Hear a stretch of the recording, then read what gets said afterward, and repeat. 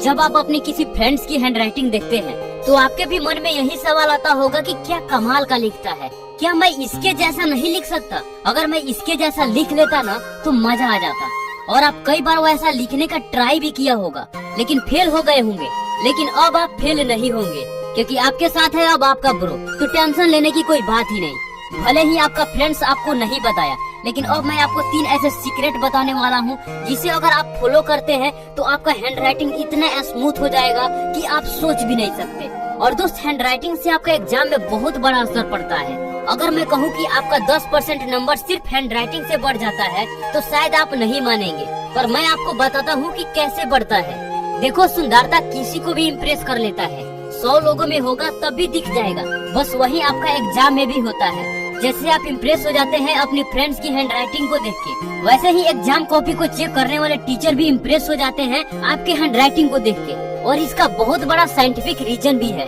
दोस्त, जब हम नर्वस होते हैं और अचानक जब हमारे सामने कोई अच्छी चीज आ जाए तो हम एकदम से खुश हो जाते हैं और उस चीज को हम कुछ न कुछ क्रेडिट जरूर देते हैं। और ऐसा ही उस टीचर के साथ होता है जो हमारे एग्जाम कॉपी को चेक कर रहे होते हैं। जब टीचर कॉपी को चेक कर रहे होते हैं तो उनके सामने कई तरह की हैंडराइटिंग आता है। बहुत गंदा हैंडराइटिंग भी आता है, कुछ अच्छा भी आता है और कुछ बहुत अच्छा भी आता है।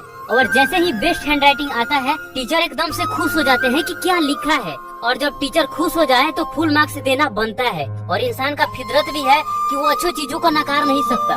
तो इसलिए दोस्त, बेस्ट हैंडराइटिंग है तो नंबर भी बहुत कम कटता है। और वही खराब हैंडराइटिंग है तो 5 नंबर की जगह पर 3 नंबर ही मिलेगा, 2 नंबर ही मिलेगा। तो दोस्त, ये रहा बेस्ट हैंडराइटिंग के साथ नंबर का खेल। अब हम बात करते हैं कि अपने हैंडराइटिंग को सुधारे कैसे। नंबर 1, पेन को पकड़ने का तरीका क्या है? दोस्त, हर स्टूडेंट का पेन पकड़ने का तरीका अलग है, पर हैंडराइटिंग सबसे ज्यादा खराब तभी होता है जब हमारा पेन पकड़ने का तरीका गलत होता है। दोस्त, आप किसी भी प्रकार से पेन को पकड़े, पर पेन पर आपको ज्यादा प्रेशर नहीं डालना। अगर आप पेन पर प्रेशर डालते हैं तो 80% चांस है कि आपका हैंडराइटिंग नहीं सुधरेगा, क्योंकि प्रेशर डाल के लिखने पर उसका निशान अगले पेज पर भी उगता है और इससे अगला पेज भी प्रभावित होता है। इससे हाथ बहुत जल्द थक जाता है और हाथ में दर्द होने लगता है और आप फास्ट भी नहीं लिख पाएंगे। दोस्त, अगर आपका हैंडराइटिंग ज्यादा खराब है तो इस पोजीशन में आप पेन को पकड़िए और आपका इंडेक्स फिंगर बाहर होना चाहिए, अंदर नहीं। और आपका कलम जितना इंडेक्स फिंगर की ओर आगे बढ़ेगा उतना बेहतर रहेगा, और जितना थंब की ओर आएगा तब आपका हैंडराइटिंग खराब होने का चांस ज्यादा रहेगा। तो दोस्त, कलम को पकड़ने का पोजीशन नोट कर लीजिए और कलम पर प्रेशर ज्यादा मत डालिए।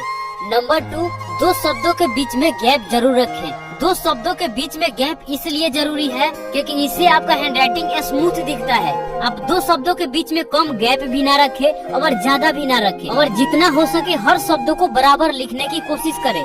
नंबर 3, लिखने का ज्यादा प्रैक्टिस करें। दोस्त, किसी भी काम में जब तक हम प्रैक्टिस नहीं करते तब तक हम उसमें परफेक्ट नहीं बन सकते। दोस्त, आप जितना लिखेंगे उतना आपका हैंडराइटिंग बेहतर होते जाएगा और फास्ट लिखने का हैबिट भी बन जाएगा, जो आपके एग्जाम में बहुत काम आएगा। तो दोस्त, ये तीनों टिप्स को फॉलो करिए और देखिए कि आपका हैंडराइटिंग कितना जल्दी सुधर जाता है। कैसा लगा वीडियो दोस्त, कमेंट में जरूर बताइएगा। मिलते हैं आपसे फिर अगले वीडियो में, तब तक के लिए आपका धन्यवाद।